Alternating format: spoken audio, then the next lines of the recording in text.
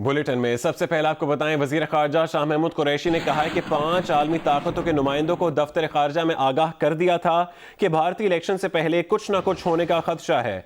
کیا مقبوضہ کشمیر میں انسانی حقوق کی خلاف ورزیوں اور مظالم کا رد عمل نہیں ہوگا؟ ہمیں خدشہ تھا کہ توجہ ہٹانے کے لیے ایسے واقعات ہو سکتے ہیں۔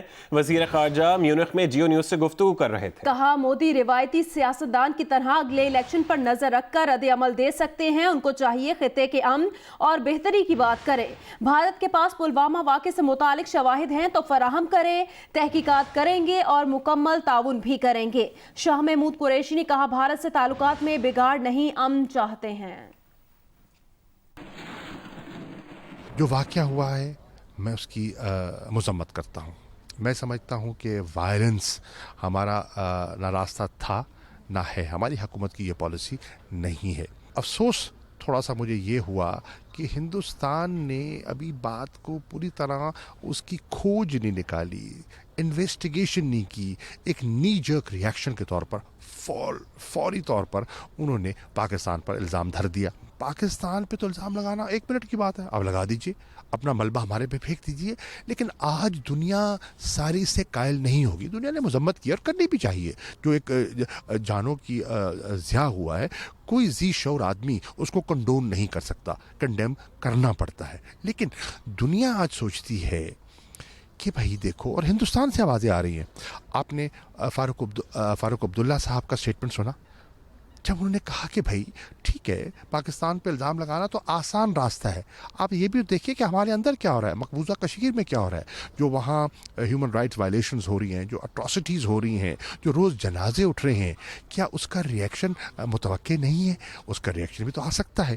جو وہاں ریپ ہو رہا ہے، جو پیلٹ گن کا استعمال ہو رہا ہے، یہ ایک منطقی سی بات ہے۔ میری کئی وزراء خارجہ سے میں آن ریکارڈ ہوں کہ میں نے ان سے کہا ہے، مجھے یاد پڑتا ہے کہ روس کے وزیر خارجہ سے بھی میں نے جب ماسکو ملا تو میں نے کہا مجھے خدشہ ہے کہ الیکشن سے پہلے کوئی مس ایڈونچر کا مجھے لگ رہا ہے کہ کوئی ایسا ہو جائے گا سیاسی مقاصد کے لیے، کاش ایسا نہ ہو۔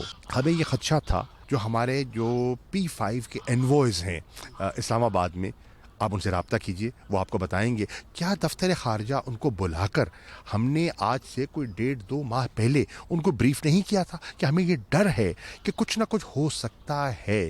توجہ ہٹانے کے لیے وزیر اعظم ہندوستان کے پاس 2 آپشنز ہیں۔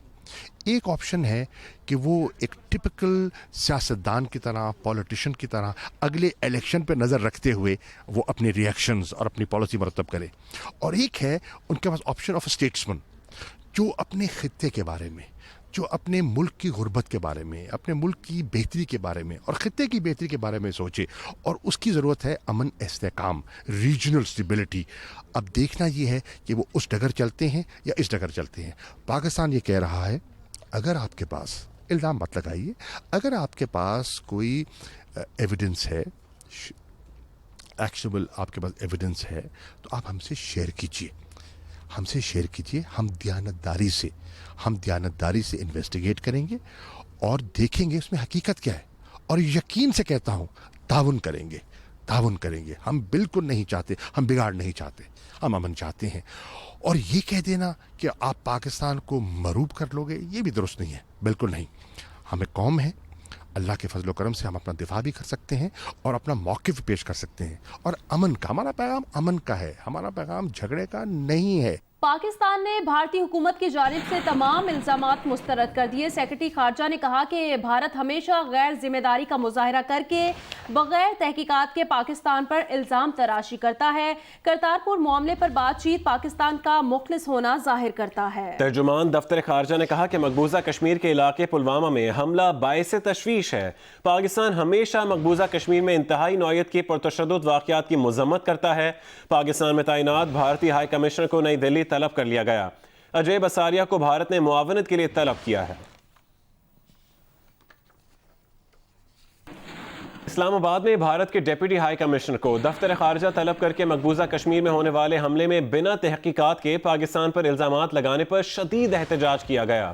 بھارتی ڈیپٹی ہائی کمشنر کو احتجاجی مراسلہ بھی دیا گیا جس میں کہا گیا ہے کہ حملہ آور کا پاکستان سے کوئی تعلق نہیں ہے. پاکستان مقبوضہ وادی میں حملے کی شدید مذمت کرتا ہے. سفارتی ذرائع کا کہنا ہے احتجاجی مراسلہ بھارتی ڈپٹی ہائی کمشنر کے حوالے کیا گیا جس میں کہا گیا کہ بھارت نے واقعے کی تحقیقات بھی نہیں کی اور پاکستان پر الزام دھر دیا. احتجاجی مراسلے میں کہا گیا کہ جیش محمد کالعدم جماعت ہے اور پاکستان سے اس کا کوئی تعلق نہیں.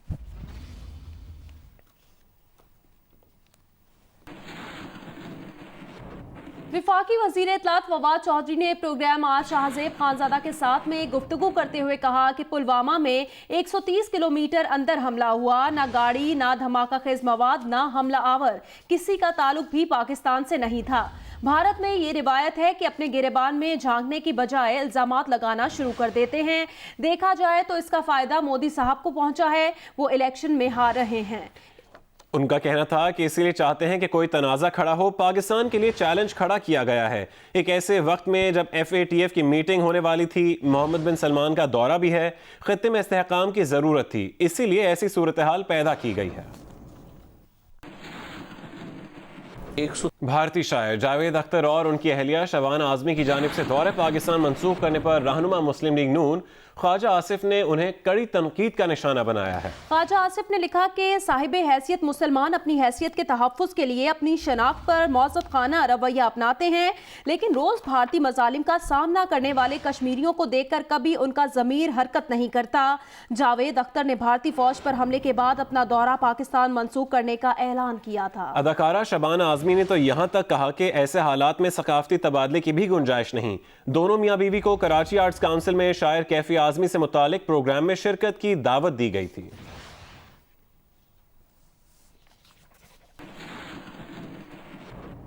دفتر خارجہ کا کہنا ہے سعودی ولی عہد محمد بن سلمان 17 اور 18 فروری کو پاکستان کا دورہ کریں گے. دفتر خارجہ کی طرف سے جاری اعلامیے کے مطابق سعودی ولی عہد محمد بن سلمان 17 اور 18 فروری کو پاکستان کا دورہ کریں گے. ترجمان کے مطابق سعودی ولی عہد کے دورے کے تمام طے شدہ پروگرام میں کوئی تبدیلی نہیں ہے.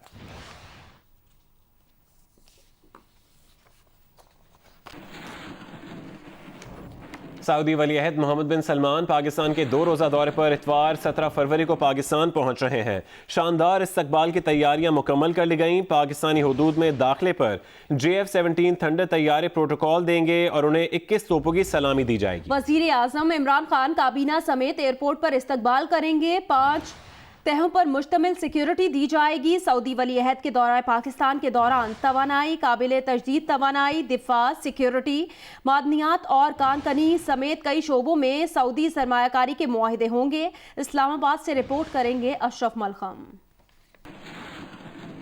سعودی ولی عہد محمد بن سلمان کا پہلا دورہ پاکستان، تیاریاں مکمل کر لی گئیں.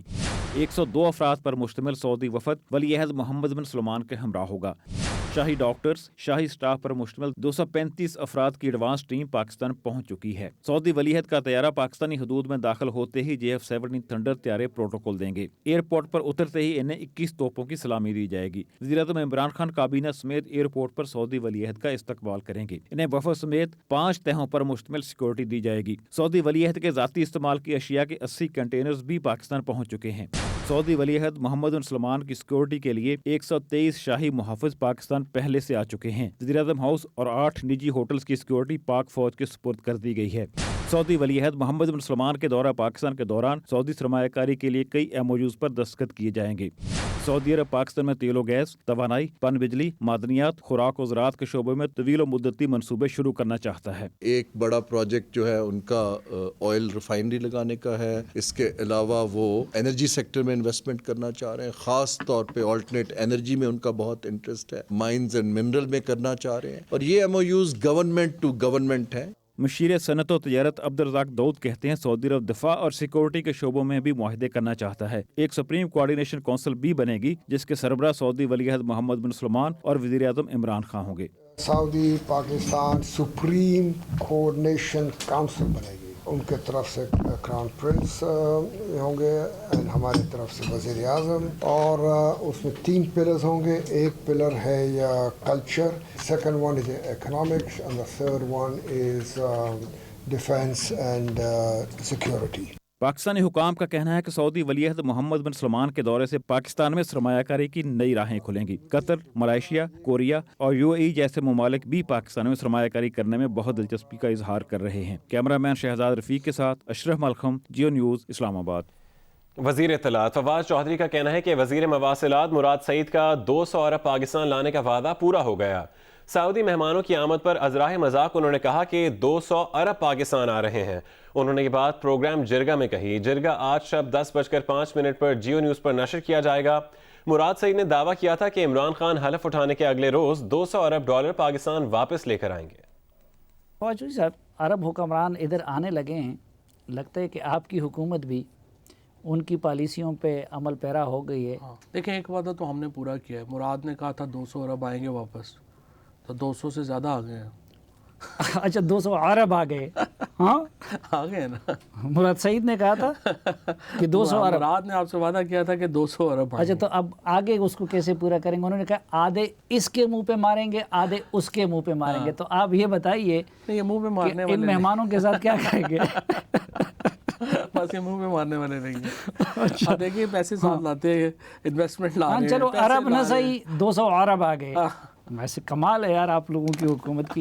लेकिन ये बाकी वादों का भी ला रहे हैं। देखो, सारे वादे पूरे करेंगे। हाँ, वादे बिल्कुल, लेकिन सारे वादे इसी शक्ल में पूरे होंगे कि अरब की बजाय अरब आते रहेंगे। ये आपने अच्छी वो खुशखबरी दे दी है। वज़ीर ख़ारजा शाह महमूद कुरैशी ने आलमी सिक्योरिटी कॉन्फ्रेंस से खिताब में कहा कि तालिबान को मुज़ाकरात की मेज़ पर लाने में हमें कामयाबी हासिल हुई, लेकिन अभी बहुत सा काम बाकी है। म्यूनिख में कॉन्फ्रेंस से खिताब में शाह महमूद कुरैशी का कहना था कि अफगान हुकूमत और तालिबान को आखिरकार मिल बैठना होगा। इसके बगैर मसालेहत मुमकिन नहीं। ये मुश्तरका जिम्मेदारी है जिसे खित्ते के तमाम स्टेक होल्डर्स को मिलकर निभाना होगा। तालिबान से मुज़ाकरात का अगला दौर इस्लामाबाद में मुतवक्के है। इस मौके पर वज़ीर ख़ारजा की अफगान सदर अशरफ गनी से भी मुलाकात हुई, जिसमें दो तरफा अमूर और अमन अमल पर तबादला ख्याल हुआ। वज़ीर ख़ारजा से लिंडज़े ग्राहम की सरबराही में अमरीकी अरकान कांग्रेस की भी मुलाकात हुई। शाह महमूद कुरैशी ने कहा कि मुश्तरका मफादात के हसूल के लिए कसीरुल जहदी पाक अमरीका ताल्लुकात नागुज़ीर हैं। वज़ीर ख़ारजा की जर्मन और उज़्बेक हम मनसब से भी मुलाकात हुई। जर्मन वज़ीर ख़ारजा हैको मास ने आइंदा माह दौरा पाकिस्तान से मुतल्लिक़ आगाह किया। शाह महमूद कुरैशी ने जर्मन कारसाज कंपनी की पाकिस्तानी मार्केट में आमद खुशाइंद करार दी और दीगर शोबों में सरमायाकारी की दावत दी। वज़ीर आला सिंध के मुशीर खेल सरदार मोहम्मद बख्श मेहर और पीपल्स पार्टी के चेयरमैन बिलावल भुट्टो लाहौर और कराची में मैचेस देखेंगे। स्टेडियम में शायकीन की सहूलतों के लिए इक़दाम किए जा रहे हैं। सरदार मोहम्मद बख्श ने नेशनल स्टेडियम का दौरा किया। उन्होंने कराची में शेड्यूल्ड फाइनल समेत 5 मैचेस के लिए स्टेडियम में जारी काम का जायजा लिया। General manager stadium Arshad Khan ने उन्हें ब्रीफिंग दी। सरदार मोहम्मद बख्श मेहर का कहना था कि 28 फरवरी तक स्टेडियम का काम मुकम्मल कर लिया जाएगा।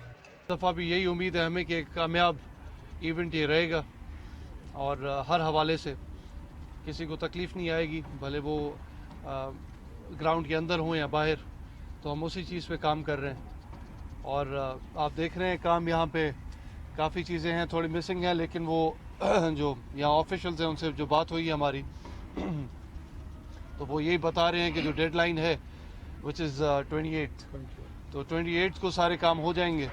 सरदार मोहम्मद बख्श ने बताया कि बिलावल भुट्टो लाहौर और कराची में PSL के मैचेस देखने की ख्वाहिशमंद हैं। मुशीर खेल ने कहा कि तहफ़्फ़ुज़ात के बावजूद PSL को कामयाब कराना हम सब की जिम्मेदारी है। PSL 4 में आज पहला टाकरा इस्लामाबाद यूनाइटेड और मुल्तान सुल्तान्स के दरमियान होगा। अदाद-ओ-शुमार किस टीम के हक में है और फतह की देवी किस पर मेहरबान हो सकती है, रिपोर्ट देखिए। दुबई इंटरनेशनल स्टेडियम में इस्लामाबाद यूनाइटेड मुल्तान सुल्तान्स का सामना करेगी।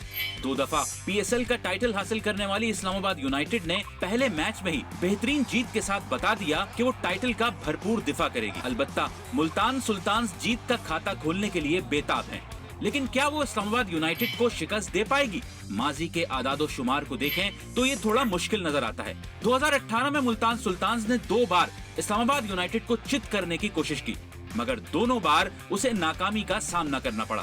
हालांकि कोशिश अच्छी थी, लेकिन ल्यूक रॉन्की, हुसैन तलत, आसिफ अली और फहीम अशरफ के बल्लों को रन उगलने से रोक न सके, जबकि रुमान रईस, मोहम्मद समी, समित पाटिल, इमाद बट, फहीम अशरफ और शादाब खान से सुल्तान्स अपनी विकेटों को बचाने में भी नाकाम रहे।